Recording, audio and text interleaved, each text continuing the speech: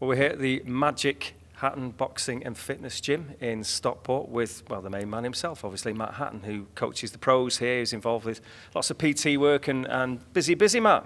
Yeah, really busy, all geared around the boxing, several different things, different projects around the sport I still love. How do you manage to separate it with, say, with Jack, with Campbell, to Luke, or like the other thing, is everyone treated the same, or do you have to treat them a little bit different? Yeah, everybody's treated the same, talking about Campbell and Jack. Did I want my nephew and son boxing? The answer's Probably no, not. But they are who they are.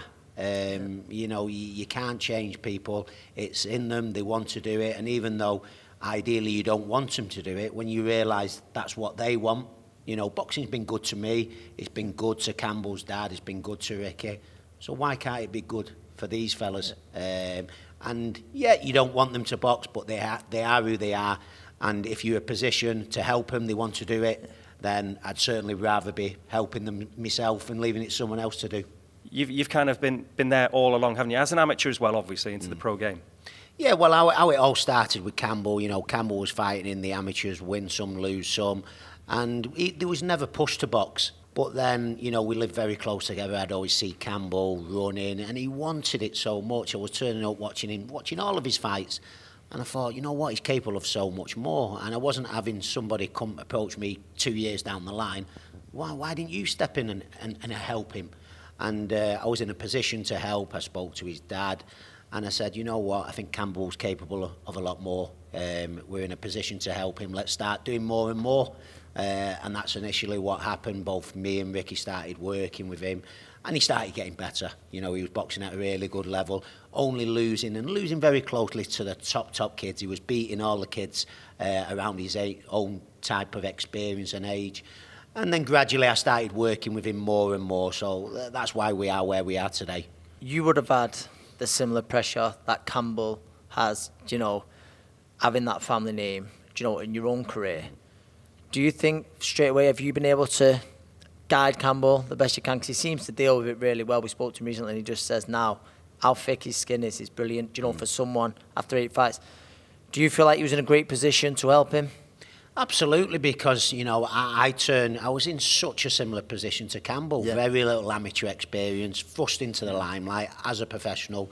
So all the things that he's experiencing himself now, I've been there myself. People was writing me off, Ricky's brother, he's not this, he's not that.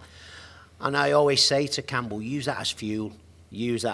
And like I said to him, Campbell's had a lot of stick, a lot of criticism, and he is developing a thick skin. But a lot of the positions that Campbell's in now, I've been there myself, so I think I'm in a good position to guide him, yeah. Now at this stage, he's going into the 7th fight. Another lad with a winning record in Lee Glover.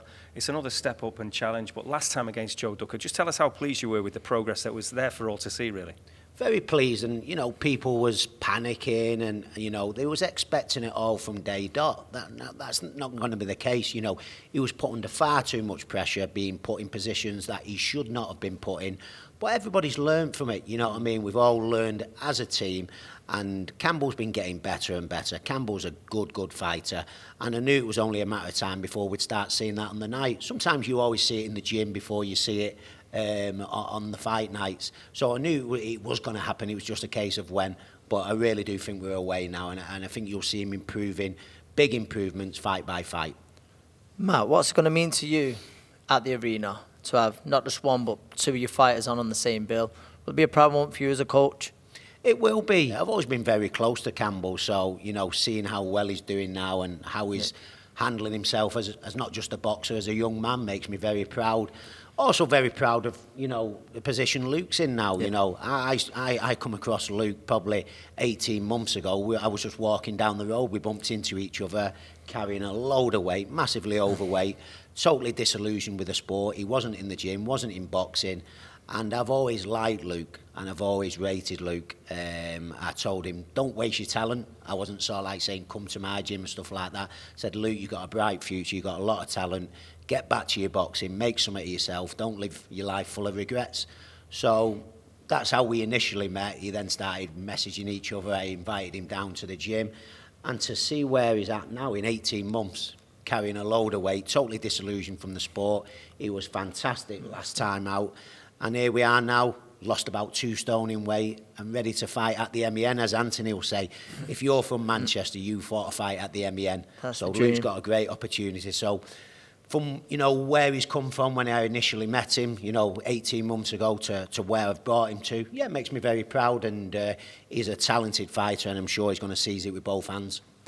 How do you think you're progressing? Because you had a fantastic career. I know people will always look at Ricky packing out the arenas and everything else, but your career should never be overlooked with what you did with Canelo, with winning titles yourself and doing it with the pressure that was on your shoulders. But now as a coach, how do you feel you're progressing? You've got 2 top talents that you're looking after. But again, just like you were in your fighting career, you're kind of doing it your own way. You're your own man, aren't you? I've been coaching some time now, and you're learning, very fortunate. I boxed all over the years, trained all over the world, worked with some top trainers, got first-hand experience, and, not just saying it because Anthony, I like seeing the ex-fighters starting doing the coaching because, the knowledge that Anthony's got, the feeling of being a fighter themselves, that's something that can't be taught, can't be learned. And for me, just because you've been a good boxer doesn't mean you're going to be a good coach, but it certainly helps, and it certainly gives you over an edge if someone hasn't been there. So I've always, but I've been coaching a long time now, and to be fair, on the bulk of it has been frustrating because, I boxed at the top level. I was used to being around the top level, the top coaches, and when kids, for various reasons, sometimes the kids just haven't got that kind of ability, and it's frustrating. The odds kid you see who has got the ability but hasn't got the other aspects, the determination, the drive, the work ethic, that's equally as frustrating. So early on especially, it was very, very frustrating for those reasons. But now I think I can show what I can do as a coach now. I've got 2 very good fighters, 2 young fighters in Luke and Campbell. So I'm looking forward to watching their futures and guiding their futures because I've done quite a good job with fighters of limited ability. So to see how I can do with these fellas now, I'm excited about. Mate, you know what scares me? This poster behind you. It scares the life out of me because I remember the bill well, and you're for a lovely body shape. So that's 13 years ago. It was a career where you covered all over, and we're going to get onto it shortly about the man who you had your last fight with. If you can pick one highlight of that, you can't just pick one, but one that really sticks out for you, what is it? People always want to speak to me about the Canelo fight, and obviously he's such a huge name in the sport now, but for me it was winning the European title against Gianluca Branco. Was that in Dagenham? Or? It was. I was there as well, yeah. It was. It was a fight I took on short notice, 2 weeks' notice. I fought a guy called Gianluca Branco, who was a very good fighter. Gatti and everyone had it. Yeah, he'd only lost to Gatto and Cotto. So I had nothing to lose, everything to gain. I was in good shape. I rolled the dice on 2 weeks' notice. But again, it was such a sweet moment because when you talk about criticism, the amount of criticism I received early on in my career was savage. I'd lost fights early, I'd been wrote, and I was told, different people, I wouldn't even box for a British title, let alone world title, which I went on to do. So when I captured that European title, it was such a sweet, sweet moment to all those people that wrote me off, and I wasn't. I was pretty quick to remind them when I did it as well. Like I said to Campbell, great for you when people write you off, they say you can't do this. It was a sweet, sweet moment. So that's a highlight for me. Canelo's done okay since you boxed him. He's still knocking about, as is Chris Van Heerden, which was your last, as Anthony mentioned him before, it was your last professional fight down in South Africa, and he's now in there against Conor Benn, still campaigning away. But again, just a word on him and your experience of that fight before we get to how you think it's all going to pan out. Good experience in South Africa. It was my final fight. Chris is a very good, solid fighter. And I think from Conor Benn's point of view, it's a good match, good, sensible match. I think he's knocking on the door for a world title. But once you make the move, you can't move backwards. Better to be a couple of fights. And I think this is quite a safe fight for Conor. Chris is a very good, solid fighter. He can certainly test him. Can he beat him?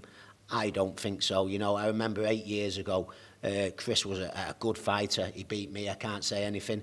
That was part of the reason why I retired, because I did believe the hunger had just gone from me a little bit then. He's so important. I thought, no disrespect, I thought, how did I lose to Chris? You know, a couple of years ago, I would have beaten him, but it was very simple. He wanted to win more than me, and that's when I knew it was the right time to stop.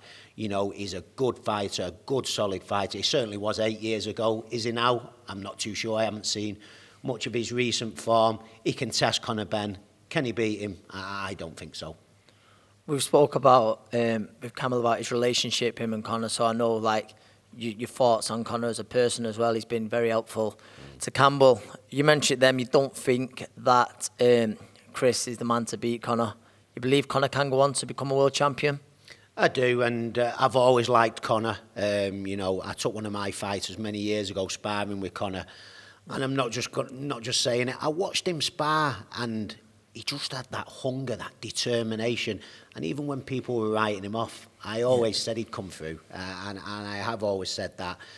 On Campbell, he's been fantastic with Campbell. You know, Campbell spent quite a lot of time with him. He reached out to me a good while ago about speaking to Campbell. I think he knows exactly where he's come from. So again, things like that just make me an even bigger fan. I'm a great fan of his boxing style, seeing how he's been with Campbell, the advice, not in front of the cameras, off camera, behind the scenes, shows me the person he is. And the one thing I like, I know we touched on it before, hunger. He's as hungry as they come. He's getting some nice things in life, but he's as hungry as they come. And I do believe Conor will win a world title.